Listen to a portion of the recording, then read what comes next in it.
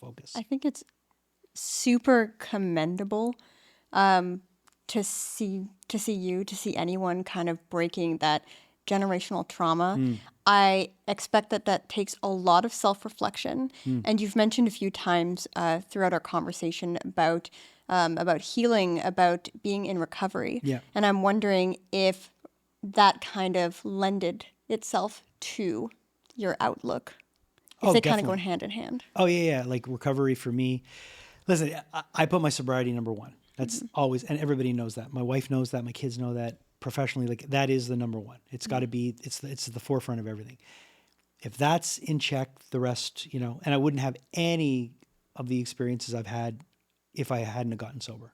100%. Do you feel comfortable telling us what led you onto that path? What helped you make that decision? Yeah. I mean, I just did a lot of drugs and I drank a lot. Yeah, but not everyone says, I want to heal. Yeah. I mean, really. There's usually a tipping point, and everybody. It could be like an accident, somebody getting hurt. Yeah. It was a bunch of that kind of stuff. I mean, people ask me like, what's your earliest memory of being an alcoholic? And my earliest memory of being an alcoholic was not when I took my first drink. It was when I was in the schoolyard at Willingdon in NDG, and I was standing at one end of the schoolyard, and I looked across, and I saw a bunch of kids, and I was sure they were talking about me. That was my earliest memory of being an alcoholic. Paranoia. So the ease and comfort that alcohol gave me, once I drank, I was like, oh man, I can be myself. I don't care what you think about me. It's easier to talk to girls. The whole thing was just like, wow. It worked. And the next time I got that ease and comfort was when I got sober and I started working my steps. That's when I was like, oh, now this makes sense. Isn't that funny? Very funny. The irony of like where you are now, Yeah. being in that comfort zone where you have to be even more comfortable with yourself to put other people at ease. The tipping point. Tipping point. That was my tipping point. That's my tipping point really was when it stopped being fun. The beginning was fun, 15, 16, you're drinking, it's fun, all this stuff. And then it just goes dark real fast. Right. And, it was just not alcohol. Then it was drugs. Then it was like, wow, cocaine makes me drink so much longer. And like, I can do cocaine. And now I'm like, I can drink. And it just, all of that. And then one of my friends, a really good friend of mine, was in a drinking and driving accident, was in a car with someone, and was on the 20 going west and hit a family head on, killed the entire family and himself. And the guy who was in the passenger seat lived. And I remember when that happened, all of my friend group, we were devastated. His family didn't want us to have any of us near the funeral, nothing. And I remember a week later we were drinking and driving still. And I was like, none of us learned anything from this. And it was all of this stuff that just kind of compounded. And it was July 25th, 92. I just said, that's it. And it's been 31 years now.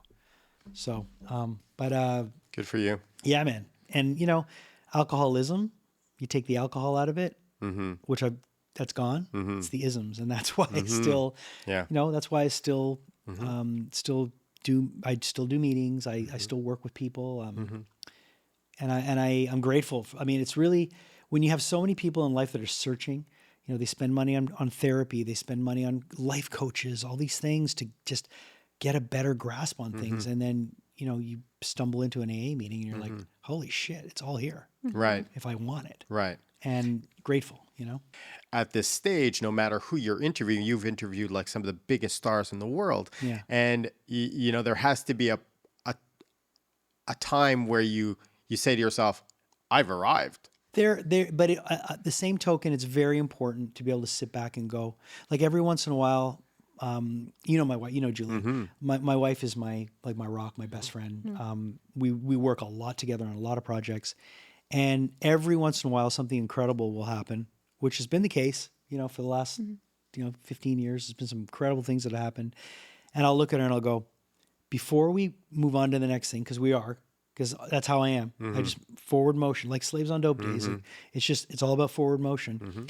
Let's take a minute and really say this was fucking great. And let's enjoy this for a minute. Like, let's go out to eat. Let's do something. Let's sit and talk about it. Like, let's celebrate this moment, because this moment's never going to be here again. Sure. And we got to acknowledge that this is happening, because with everything. I mean, you run a business, like, Yeah. there's these little victories that happen. Absolutely. And you've got to, I mean, I was looking through, you talk to David Usher, like Yeah. David Usher is fucking so smart. Oh, so and smart. such a good dude. Mm-hmm. So smart. You And know, such a wonderful human. Yeah. Cute, great guy. So, you Yeah. you have these moments where you're like, I really want to savor that, and Mm-hmm. I look back sometimes like the last week and a half, I was in Ottawa, I was interviewing Giancarlo Esposito, Mm-hmm. and I came home and started the Trump gag. I got Donald Trump on the phone on a Wednesday. Crazy. I went to a Buffalo Bills game. That's and then right. I come back, and on the Tuesday, I'm hosting the Montreal Canadiens Media Day with Yeah. all the new players. And what is this And now fucking life? you're on Basebin TV. Yeah, right? There you go. There's nowhere else but down from here. No, but honestly, man, I'm so grateful that people actually want to talk to me. I mean, because I love talking to people. So when Yeah. I have someone on my podcast, and it's all about transference of energy. Absolutely. And it's just 100%. being Yeah. a good person. So Yeah. but there are moments where I'm like, man, this is fucking crazy. Like Yeah. I'm in the moment. Like podcast wise, yeah, I've talked to some huge people, but the ones that matter to me, like the ones that come out, like interviews, like, yeah, Peter Gabriel was huge and all that. U2 was huge, but Jim Kerr from Simple Minds. When I met Jim Kerr, and I mean, I was a kid looking at Simple Minds album covers, fantasizing what it would be like to look like to have a haircut like Jim Kerr, Right. like Breakfast Club, Don't You Forget About Me. All that was just so like like 15, 16-year-old sweet man. spot. Meeting him was like, I almost cried, Yeah. Peter Hook from New Order Yeah. and Joy Division.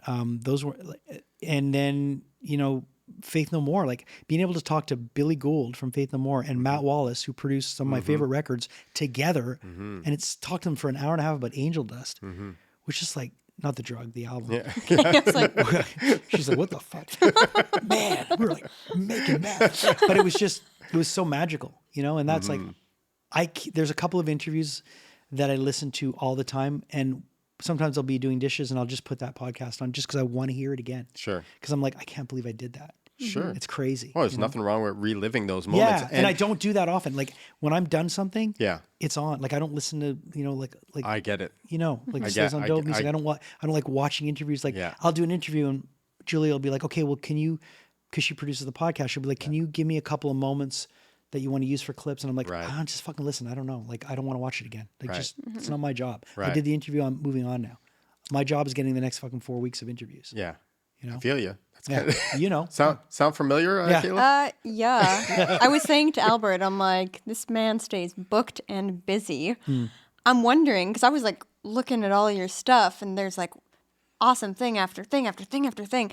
How do you reset yourself? Is there anything that you do that's like just for you apart from this? Yeah. So I started so I got fired from Shom. I don't know if that was going to come up, but I'm very Yes. open to talk about it because I Yes. have no ill will towards them at all, or Bell. I mean, it is what it is. But when that happened, I got a call from a guy I knew when I was a kid. This guy Steve, and he's like, "I think you should start working out." I go, what do you mean? He goes, "I think you should start working out. I'm going to train you 3 times a week." I'm like, "Well, I'm not in a position right." He's like, "Don't worry about it. Let's just do this. You need this." So Monday, Wednesday, and Friday at 10, from 10 to 11, I work out with this guy, Steve Frischman, who's great. And he kicks my ass for an hour. I've been seeing you punch in the bag. All that, and it's like, and it's not, I just need to do that. And it's for me, it's my hour. And I get asked every fucking week, "Are you available from?" I'm like, I am not available from Yep. 10 to 11:30.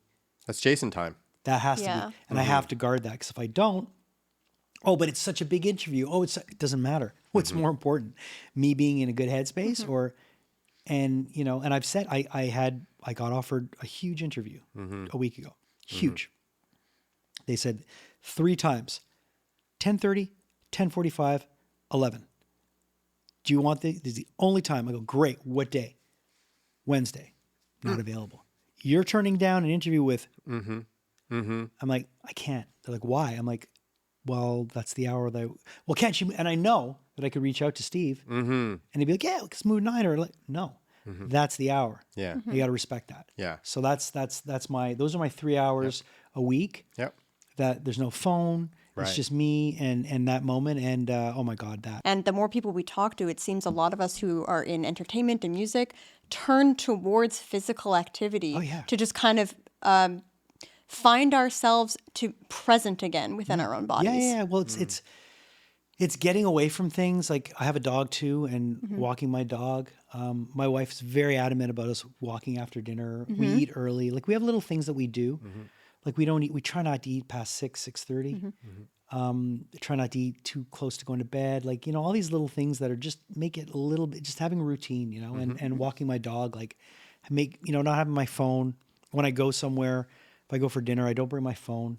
Like if we're going to a restaurant or going to a friend's house, my wife will have her phone if we need to take pictures. But I just try to be in the moment, and it's hard because I work on my phone. We're all on our phones, or there's this anxiety that happens with that, and there's like you're looking for the endorphins and like I need that little hit of dopamine, and I don't know. There's certain things I think I need to do that are important, and I found some, and of course like any recovery meetings and stuff, those are important. But things just for me, those 3 hours are like my time.